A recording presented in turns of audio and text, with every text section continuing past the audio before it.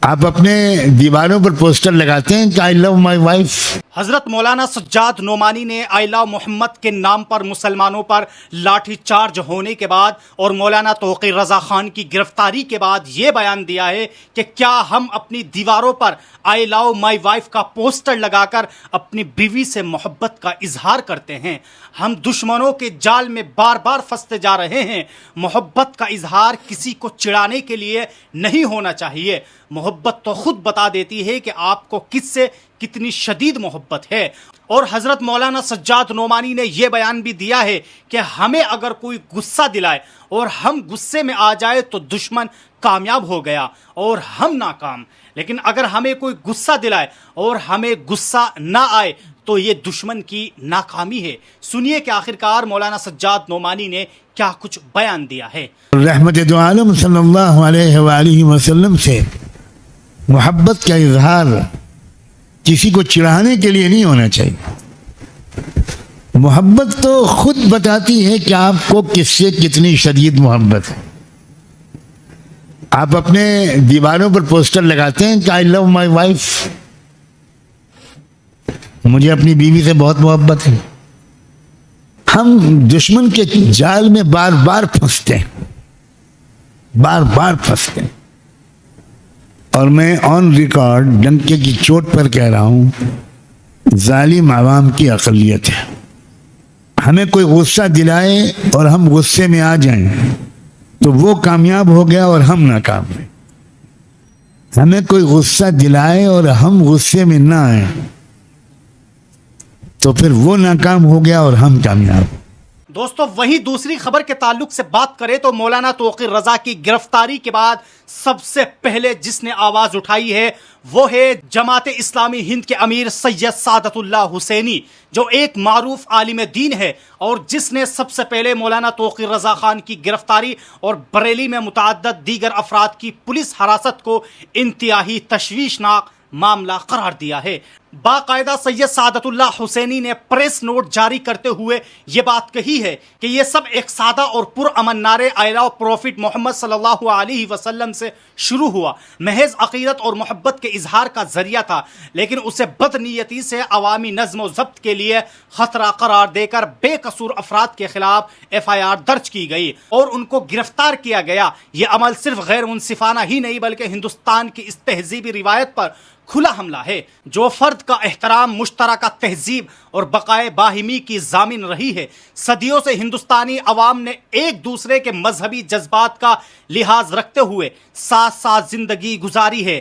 یہ سوچنا بھی محال ہے کہ محض عقیدت کے اظہار سے سماج تقسیم ہو سکتا ہے۔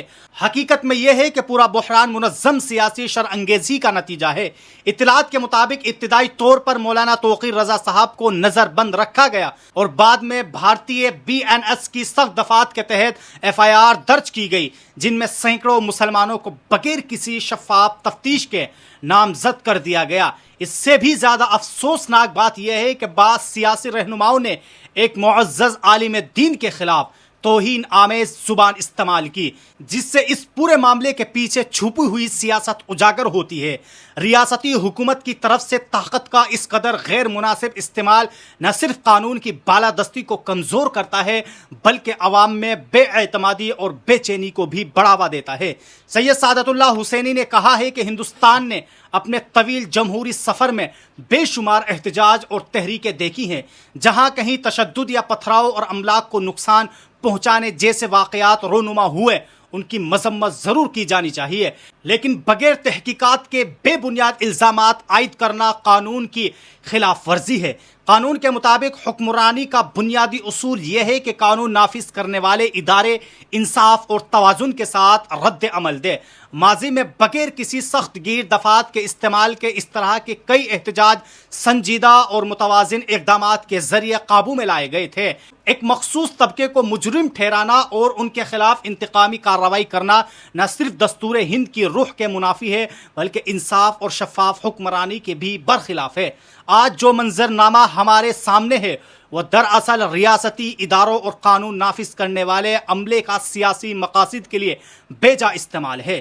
جب بھی انتخابات قریب آتے ہیں تو یہی سلسلہ दोहराया जाता है। जाति और गिरोह को बांटना, बेएतमादी पैदा करना और मुल्क के समाजी ताने बाने को वक्ती फायदों के लिए कुर्बान कर देना, ये निहायत खतरनाक रास्ता है जो जमहूरी इदारों और आईनी अक़दार को खोखला कर देता है।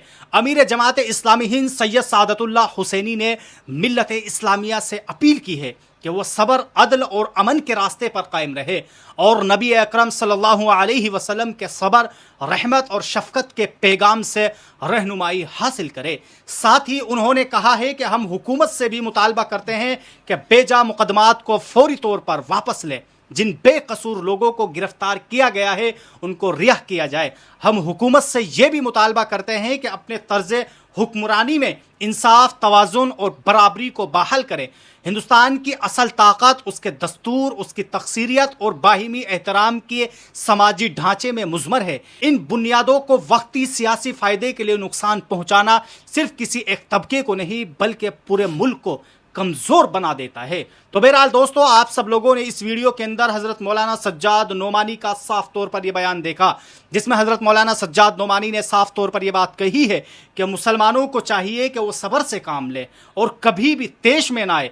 जो लोग गुस्से में आ जाते हैं तो गोया कि वो अपनी नाकामी का मुंह देखते हैं। और दोस्तों, यही नहीं बल्कि हज़रत मौलाना सज्जाद नोमानी ने यह बयान भी दिया है कि आज हम लोगों के दिलों में अल्लाह का खौफ नहीं है, अगर खौफ है तो बीजेपी का खौफ है। जी हाँ दोस्तों, बाकायदा हज़रत मौलाना सज्जाद नोमानी ने यह बयान दिया है। सुनिए कि आखिरकार मौलाना सज्जाद नोमानी ने क्या कहा है। अल्लाह की कुदरत पर वैसा यकीन हमारे दिलों में शायद नहीं है। हम आरएसएस से डरते हैं, हम बीजेपी से डरते हैं। बहरहाल दोस्तों, आप सब लोग हज़रत मौलाना सज्जाद नोमानी के इस बयान पर अपनी क्या राय रखते हैं, आप लोग भी हमें कमेंट बॉक्स में ज़रूर बताएं। और अगर आप हमसे जुड़ना चाहते हैं तो आप हमारे इस चैनल को सब्सक्राइब कर सकते हैं।